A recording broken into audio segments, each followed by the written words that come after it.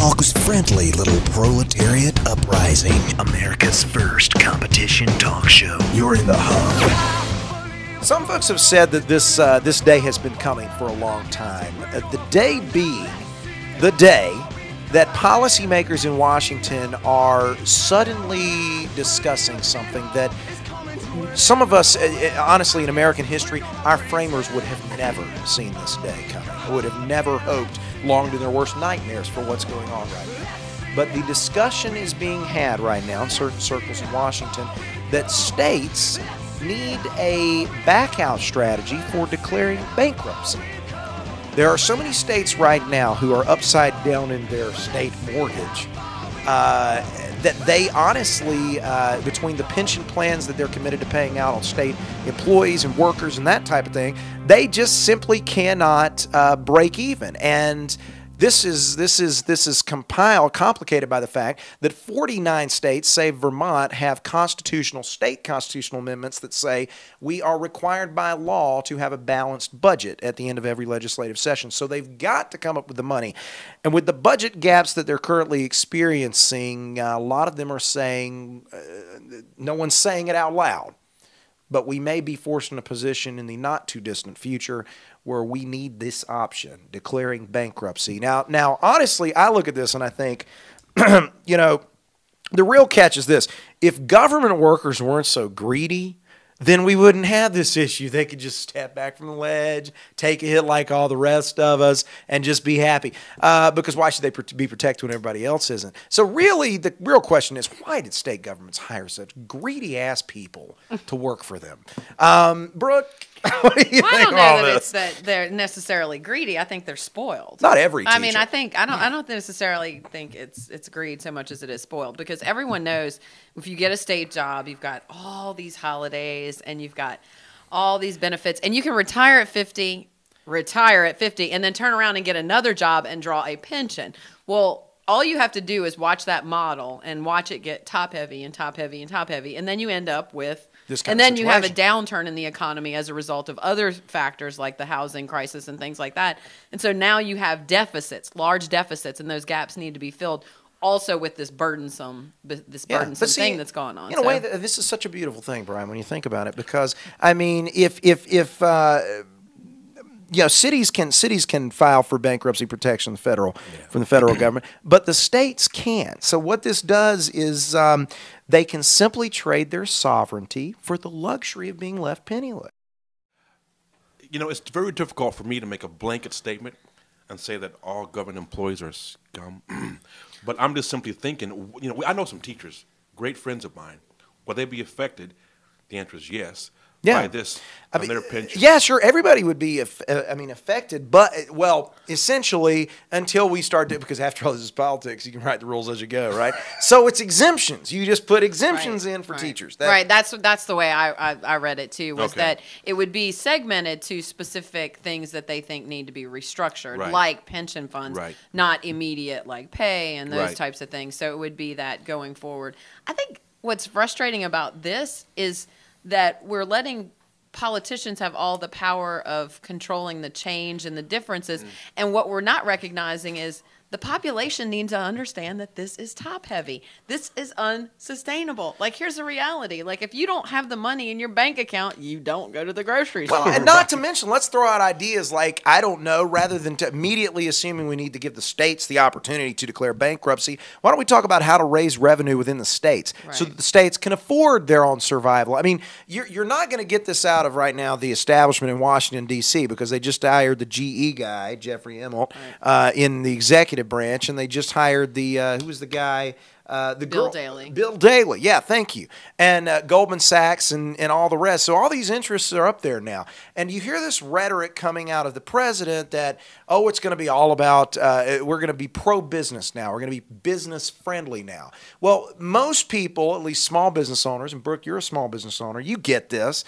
Small business owners know that's code for screw the pooch. Screw me, because big business and small business are two totally different things. You were talking about the differences. Well, I think the best example is why we ended up with the big three automakers. The reason why we have the big three automakers and we don't have a lot of little guys building cars is because in order to build a car in the United States, you need 200 attorneys that you have to hire before just to get through the legislation on the building car standards.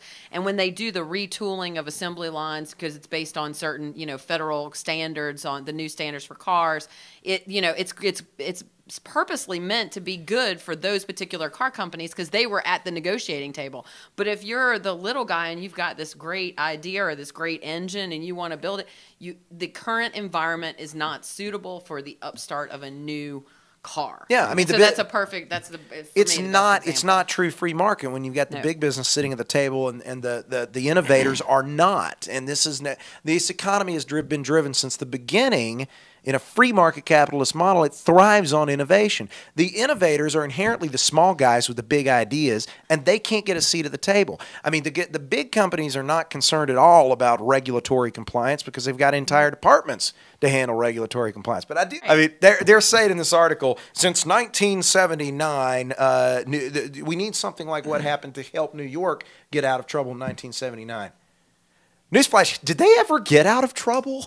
Because I think it's been 40 years now, 30 years, and they're still in trouble. But what's interesting about the city of New York, because if you look at like the survival of those types of cities, like I worked for Pfizer for a significant period of time. Mm-hmm. Pfizer had their world headquarters right in the middle of Midtown Manhattan. Why? Because the city of New York negotiated tax exemption. Property tax exemption on a 23-story building for 30 years. Yeah. Wow. With Pfizer to house all of their corporate entities there. Why? Because they knew they would get the income tax. They knew they would get they would get all of the revenue associated with having that entity located right in the middle of Midtown Manhattan. Now, you translate that to is that friendly to the little guy? No. Does the little guy get tax exemption on his property tax for starting his little convenience store? No. Now, and so you look at New York, but they're perfectly comfortable with individual tax income rates. If you live in the city of New York, you're paying 10% city tax income. Okay, now here's the reason why I don't think that any state worth its salt would ever honestly do this, because it would be political suicide. I mean, at the end of the day, political suicide, the type of rhetoric that's been going on of the last couple of years within the populace, the court of public opinions, I'm speaking about the Tea Party movement and things like that, you immediately give a state a way to bankrupt itself and renege on its sovereignty. You're talking about all kinds of dangerous things. Plus the fact that your bonds cannot be reneged upon. I mean, these state municipal bonds and county and local municipal bonds are held, many of them, by none other than investment bankers. So when you talk about screwing the investors, you're not just screwing investors in the states, you're screwing the investors that are a part of these Goldman Sachs type situations, investment banking mechanisms. And lo and behold, guess who he just hired for the Securities and Exchange Commission? Eileen Rominger, who was the principal asset manager at Goldman Sachs, is now the principal asset manager, doing the same thing all over again with the Securities and Exchange Commission. So they can't afford for this to go belly up either. No, I mean, I think it's interesting. In a lot of ways, you kind of want it to explode. I kind of would want some of those states that, instead go to bankruptcy, so there'll be this mass exodus out of those states into the states that are healthy, into the states that pay their bills. We could just set into the states. It's kind of like what's happening all around the state of Illinois. They increase their income tax from 3% to 5%, 66% increase, and all the states out on the outside are like, oh yes, that's great. Wisconsin's like, come to us. Indiana's like, come to us. We're much more business friendly. So I think in a lot of ways that if you still have sovereign states. However, the problem is that the federal government intrusion into that, it's kind of like it's kind of a double-edged sword. But if they can't go upside down on explosions. We could just set charges to the San Andreas Fault and give it back to the Pacific, and that might solve half the problem right there. Talking about hemorrhaging money. The beautiful thing about hemorrhaging is that at least when you're hemorrhaging, you know where the hole is. So Brian, sorry, Yikes. Follow that up. You're saying. Yeah, I'm just saying there are people that have government contracts. Right. That is their livelihood. You know what I mean? If that was to take place, all the work that they've got that has been all government contracts, right. I mean state government contracts, now you've affected not just the government immediate people, you've got these entire companies, whether they're employees, their families, it just trickles down. Talk about the trickle-down effect. That is 100% going to crush you have a whole community closed down based on that. Yeah. Well, You know and what I mean? And if that was to take place, that's just... Well, and that's the thing is, why can't we... I mean, is this really the best option? I mean, it seems like throwing the baby out with the bathwater. If you've got a problem with revenues at the state level, and let's face it, you could do. I mean, it's really split. It's really throwing taking a spritz bottle to a raging inferno at the federal level right now. Oh, we're going to put out the fire. Let me spritz it with a 12-ounce can. That because ultimately they could raise taxes 100-fold and not pay the interest on the national debt for roughly a quarter right now of the year. The only solution to all of this, though, is to have a constitutional amendment that says you have to live within your means. I mean, the problem is that I mean, if you look at the state of Georgia, I mean, we're a perfect example. Now, but you're talking about the state. You mean the states have that. Yeah, That's the truth. No, not all of them. No, there's only... We mentioned that early in the program. 49 of the 50 states currently have a balanced budget amendment on their state budgets. A lot of them are looking at things like Georgia's doing, where we filmed the Hub Radio show. But the three that don't are the burdens. I know, they're the burdens. Well, 52 states in Obama's world. But 57, you're right. I don't want to shortchange him. But I mean, we're looking at things like zero-based budgeting in Georgia, like the Sunset Bill that would get rid of duplicity in agencies and trim the bureaucracy. And there are states with plenty of bureaucracy that they could trim. I mean, our own governor, newly elected Governor Nathan Deal in Georgia, gave his state of the state address, said, we're going to cut 14,000 jobs. We're not waiting on the need to arise. We are going to proactively get rid of 14,000 jobs. The only reason he could even afford to say that is because guess what? There are 14,000 jobs that are available to be cut. And I have to believe that that's true in a lot of these other states.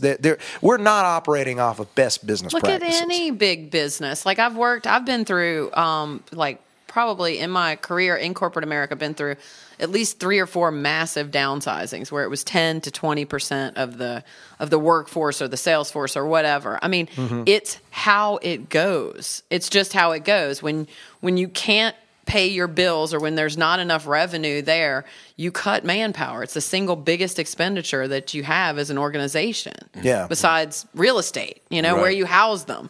So it's how it goes. And especially now in the current environment with healthcare costs and all of that. I mean, a lot of organizations are self-funded when it comes to those things. And so an individual making X salary is not the cost of the individual. The cost of the individual is that plus percentages on top of that, plus taxes paid on top of that, plus, so if you got the government out of hiring people altogether and out of like taxes and all that, I mean, people could actually take that money home. They'd be making like twice what they make. Yeah, and not every state can do this. I mean, God knows New York is taxing pooper scoopers at this point. Right.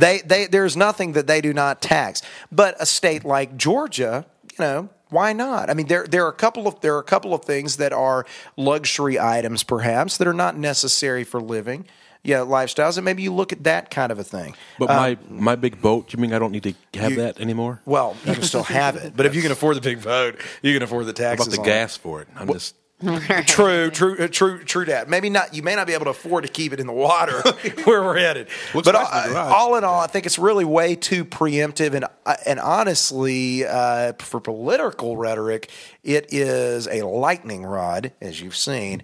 If we go this direction this early, and it scares me, some of the folks that have been propagating it, like Newt Gingrich, for one. Like guys from the American Standard, David Skeel, who's a law professor at the University of Pennsylvania. And he said, he published an article back in November that said, give states a way to go bankrupt, in the Weekly Standards, rather. And he said, it's gotten a lot of feedback. I can't imagine. We'll see you tomorrow. Tell her how you feel. Before I love and leave you.